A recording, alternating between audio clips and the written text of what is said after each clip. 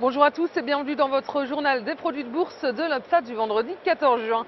Après 3 séances de baisse d'affilée, le CAC 40 termine sur une note positive. L'indice parisien avance de 0,11%. Il termine quand même en dessous des 3800 points à 3797 points précisément. Le CAC 40 a été porté par des bonnes statistiques américaines. Les gains sont tout de même restés limités à cause du regain des craintes en Europe avec la Grèce et puis à cause également de la révision à la baisse de la croissance mondiale.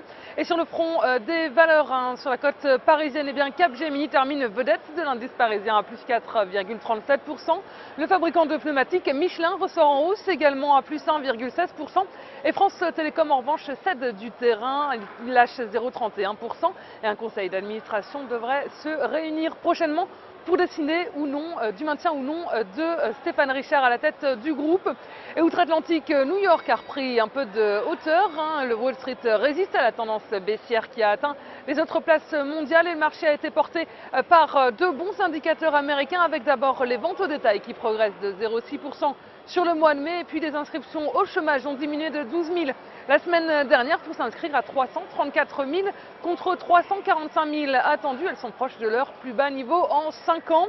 Et les chiffres encourageants qui ont mis de côté les inquiétudes sur la Fed, mais les investisseurs restent sur leur garde avant la réunion la semaine prochaine du comité de politique monétaire de la Réserve fédérale.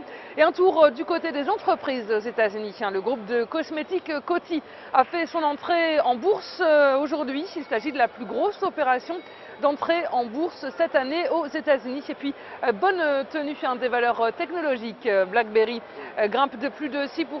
EMC, Apple et Netflix terminent en hausse également.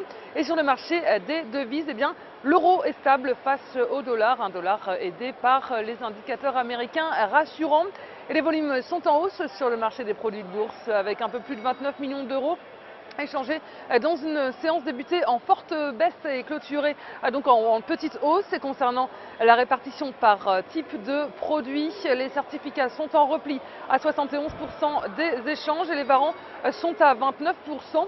Et du côté des transactions, les certificats représentent 73% des échanges, les warrants sont à 27% et la répartition par sous-jacent nous indique que les indices sont en baisse avec 26% du marché, les actions sont à 22%.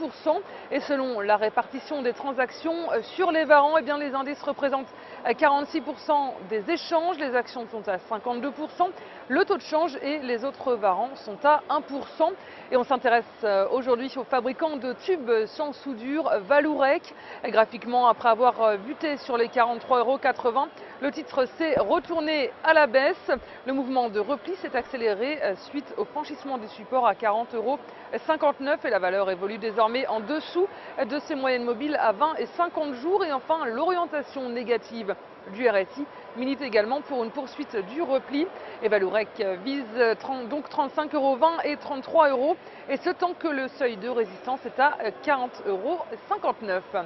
Et la stratégie qui vous est proposée pour jouer cette valeur, c'est l'achat du warrant put Vallourec à 4 953 T d'Unicredit au prix d'exercice de 38 € et d'échéance au 6 décembre 2013. Voilà, c'est tout pour aujourd'hui. Passez un excellent week-end et à lundi.